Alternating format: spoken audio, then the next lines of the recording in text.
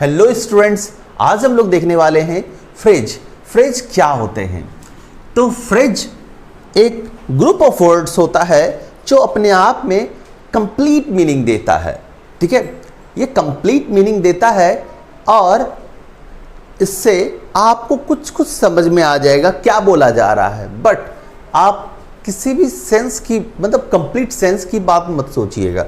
As for example, जब आप question करते हो घर में मम्मी से, सब्जियां कहाँ रखे हैं, तो मम्मी बोलती है किचन में। किचन में, इन द किचन, ये एक फ्रेज है। बट जब मम्मा बोलती है आपकी किचन में रखो, तो ये होता है आपका सेंटेंस। गौर कीजिएगा, कीप इन द किचन, तो ये जो इन द किचन है फ्रेज है। कुछ यहाँ पे जो कीप लिख दिया है हमने, ये जो कुछ नया वर्ड, एक अलग वर्ड है कीप एक्स्ट्रा, ये ही इसको सेंटेंस बना रहा है। अब कुछ बच्चे सोच रहे होंगे ये कौन सा सेंटेंस है बिना सब्जेक्ट के, तो ये कमांड सेंटेंस होता है। कमांड सेंटेंस में आमतौर पे सब्जेक्ट नहीं होते हैं, इसमें जो सब्जेक्ट होते हैं यू होते हैं।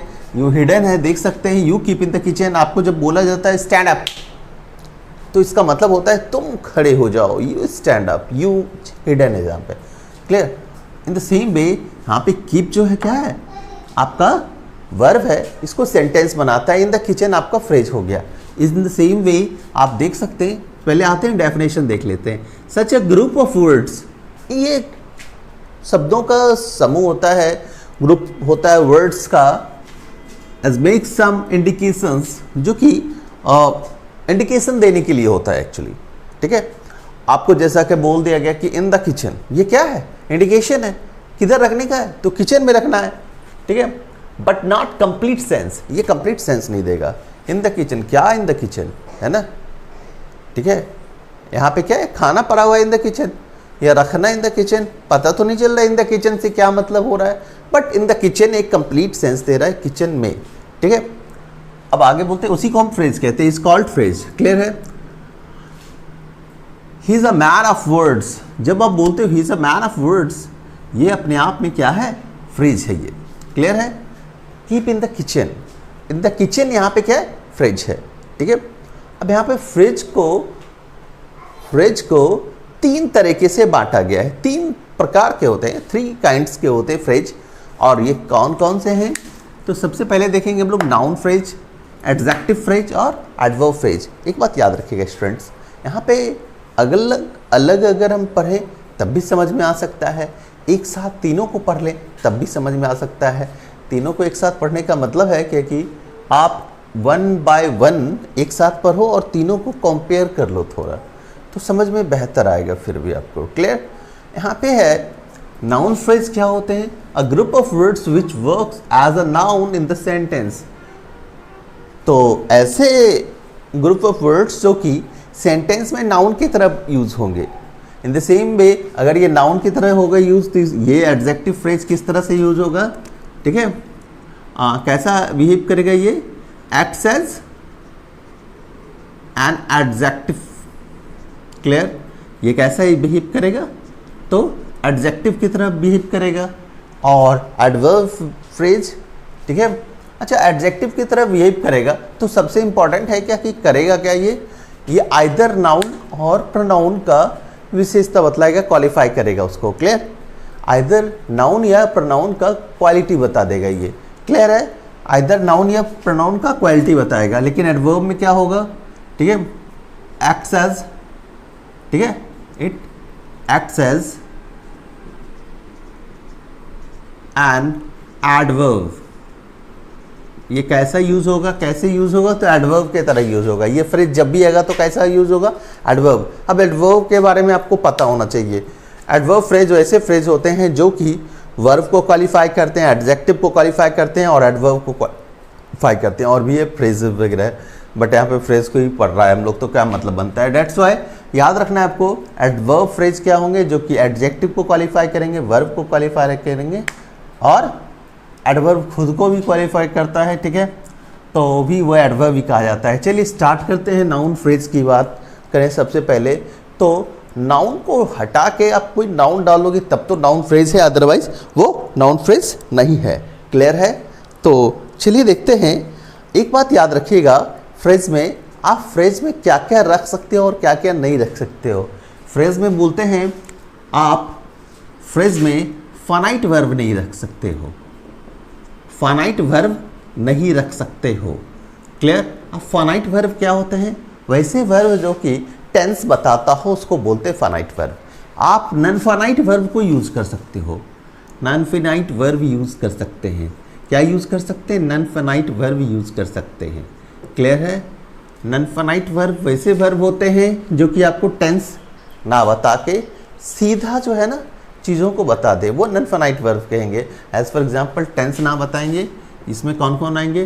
टू के बाद जब V1 होता है वो टेंस नहीं बताता है, ठीक है। वर्ब का फोर्थ रो फॉर्म भी कभी टेंस नहीं बताता है। आप सोच रहे हैं आई एम गोइंग में तो गोइंग बता रहा है, गलत, एम बता रहा है, आपका टेंस प्रेजेंट बता रहा है वो। क्लियर? अब देखोगे यहाँ पे वर्ब का थर्ड फॉर्म, ये सब टेंस नहीं बताता है। क्लियर? ये सब क्या नहीं बताता है? टेंस नहीं बताता है। समझ गए? समझ गए तो थोड़ा सा कॉपी कीजिए।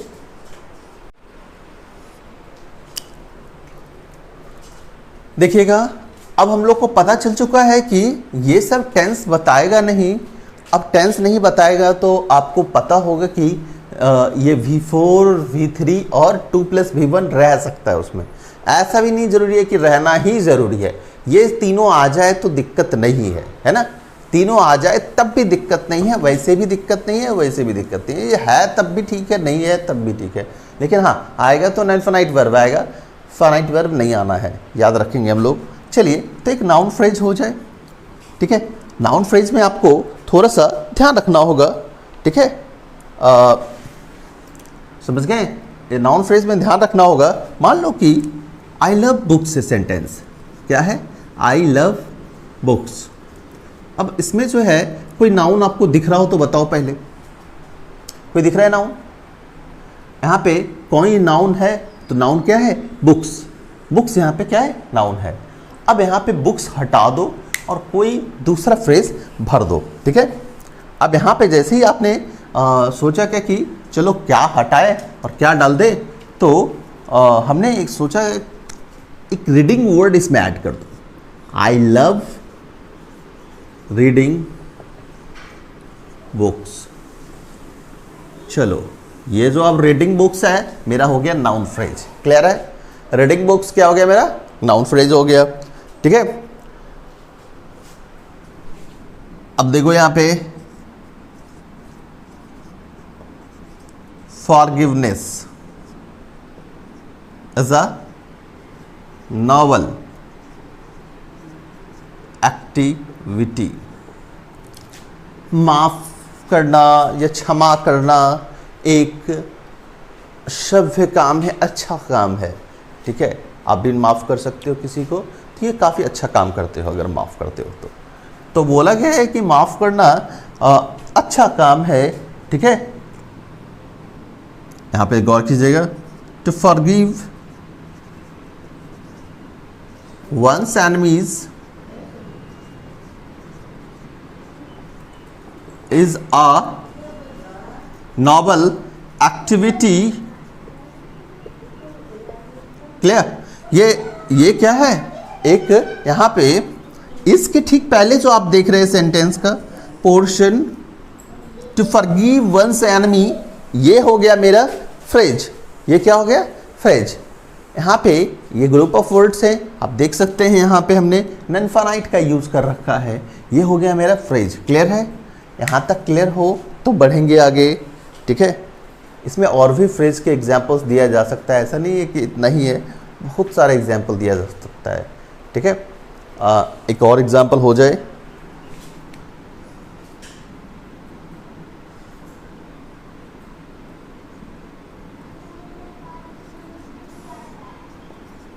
He is an artist.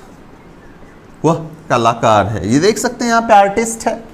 इस आर्टिस्ट को आप हटाओ, सेंटेंस डालो, यहाँ पे एक फ्रेज डालते हैं। तो क्या डाल रहे हैं हम? He is a man of creativity. अच्छा बताओगे आर्टिस्ट क्या होता है? क्रिएटिव होता है, तो हमने डाल दिया यहाँ पे is a man of creativity. Clear है? आप देख सकते हो यहाँ पे आर्टिस्ट के बदले मैंने डाला, तो यहाँ पे अब आपको एक कुछ देखने को मिल रहा है। आप फ्रेज का यूज ऑब्जेक्ट में कर सकते हो, देख सकते हो बुक्स यहाँ पे ऑब्जेक्ट था और ऑब्जेक्ट में फ्रेज है। क्लियर? यहाँ पे देख सकते हो कि जो ये पोर्शन है, थोड़ा सा अलग अलग क्वेश्चन फील हो, आपको एग्जाम्पल फील हो, इसके लिए हमने एरो डाल रखा है। देखिएगा फॉरगिवनेस यहाँ पे सब्जेक्ट है और यहाँ पे हमने फॉरगिवनेस को हटा के जो दिया है फ्रेज यूज़ किया है, ये फ्रेज सब्जेक्ट की तरह यूज़ हो रहा है और फिर से ये ऑब्जेक्ट की तरह यूज़ हो रहा है। ठीक है, तो आपको एक बात समझ में आ गया होगा, ये सब्जेक्ट भी हो सकता है, ये ऑब्जेक्ट भी हो सकता है। क्लियर है? आगे बढ़े, चलिए आइए सेकंड पे आते हैं, एडजेक्टिव फ्रेज। एडजेक्टिव फ्रेज में ये एडजेक्टिव की तरह ट्रीट होगा। क्लियर है? मेरी समझ से ये काफ़ी सिंपल और सीधा सीधा समझ में आने लायक बातें हैं। ठीक है, तो आगे बढ़ते हैं। एडजेक्टिव फ्रेज में I have a red coat, I have a red coat. यहां पे रेड चिक चिक के बता रहा है कि भैया हम हैं एडजेक्टिव। ठीक है, अब इस रेड को डायरेक्ट आप फ्रेज के फॉर्म में लिखो तो कैसा लिखोगे? I have a coat of red colour. Clear है? मेरे पास एक लाल रंग वाली कोट है। क्लियर है? ठीक है, अगला आप लिख सकते हैं आप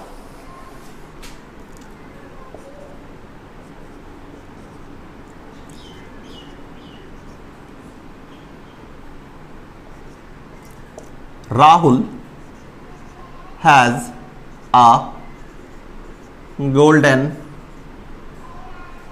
क्या गोल्डन, गोल्डन आए तो बोल सकते हैं, नहीं सकते हैं। ठीक है, हाँ आजकल स्टूडेंट्स देखे होंगे, लड़का लोग जो है कंगन पहन के आता है। हाँ कंगन, बैंगल उसको कह सकते हैं आप। Rahul has a golden bangle. ठीक है, तो आप क्या लिखोगे? Rahul has a bangle made of gold. क्या कहा? Rahul has a bangle made of gold. Rahul के पास एक बैंगल है सोने से बना हुआ, सोने से बना हुआ चूड़ी। सोने से बना हुआ चूड़ी क्या हो गया? फ्रिज हो गया। एक कोट ऑफ रेड कलर क्या है? फ्रिज है। क्लियर है? समझ गए? इसी तरह से आप किसी भी एडजेक्टिव वाले पोर्शन को हटा और बना दो उसका क्या, खुद से एक फ्रेज। क्लियर है? आगे बढ़े, एडवर्ब फ्रेज पे बढ़ते हैं हम लोग। एडवर्ब फ्रेज में सीधी सी बात है, एडवर्ब के बारे में थोड़ा सा कंसेप्ट होना चाहिए कि एडवर्ब होते क्या है। एडवर्ब होते हैं आमतौर पे वे शब्द जो कि वर्ब के क्वालिफाई करने के लिए आएंगे, एडजेक्टिव को क्वालिफाई करने के लिए आएंगे, एडवर्ब को क्वालिफाई करने के लिए आएंगे।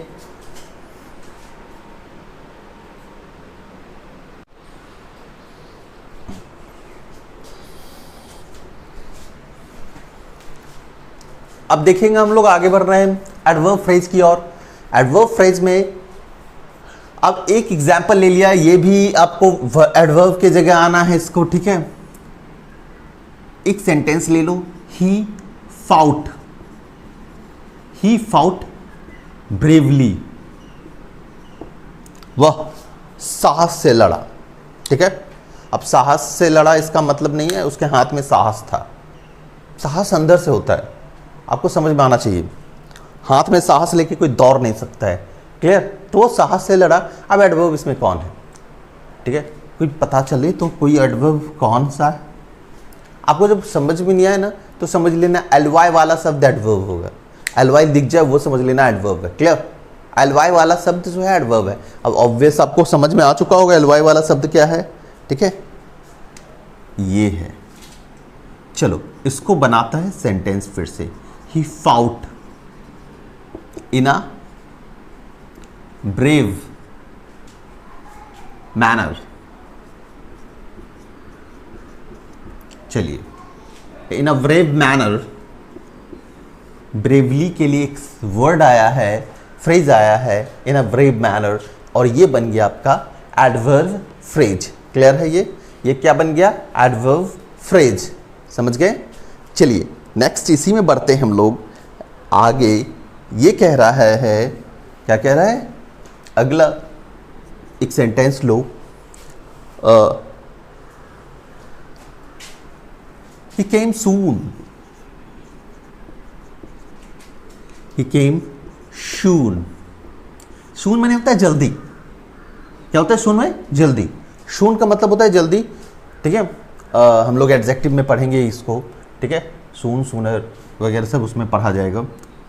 अब देखो यहाँ पे हम क्या कर रहे हैं, soon मतलब जल्दी आया, he came in a short time, मतलब कम समय में आया। क्लियर? हम ये नहीं बोल रहे हैं क्या कि अब वो जल्दी आया सीधा, वह कम समय में आया। हम लोग जो है ना थोड़ा सा उलझा के बोलना है, ठीक है। अच्छा,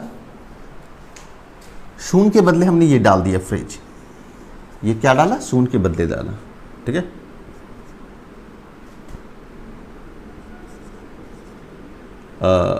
राहुल वॉज देयर। अब यहां पे कोई बताओगे कि एडवर्ब कौन है? अच्छा, शून एडवर्ब कैसे ये जानना है तो सीधा समझ लेंगे, ये वर्ब को क्वालिफाई किया। आया कैसे आया? तो जल्दी आया, डेट्स वाई ये वर्ब को क्वालिफाई कर रहा था। In the same way bravely, लड़ा कैसे लड़ा? एकदम बहादुरी से लड़ा, ये समझ में आ गया। अब बाय द वे ये दोनों का दोनों मैनर है एक तरह से। किस तरह से लड़ा? तो बहादुरी से लड़ा, है ना। कैसे आया? तो जल्दी आया, ठीक है। ये सब मैनर था, एडवर्ब मैनर था। अब यहाँ पे देख रहे हैं राहुल वॉज देयर, राहुल वहाँ था। इसमें क्या होगा? Adverb of place. ये है एडवर्ब ऑफ प्लेस, देयर, ठीक है। अब देखो यहाँ पे राहुल वॉज देयर में क्या होगा? Rahul was at that place, Rahul उस जगह पे था। देख रहे हैं? यहाँ पे हो गया आपका एडवर्ब फ्रेज, और ये एडवर्बियल फ्रेज है, ठीक है। एडवर्बियल फ्रेज जो भी होंगे आपको, ठीक है, आमतौर पे एडवर्ब फ्रेज बोलते हैं, बट एडवर्बियल फ्रेज कई जगह आपको मिलेगा। एडवर्बियल फ्रेज जब भी देखेंगे आपको तो एडवर्ब फ्रेज किसी एडवर्ब को हटा रहा होगा, ठीक है।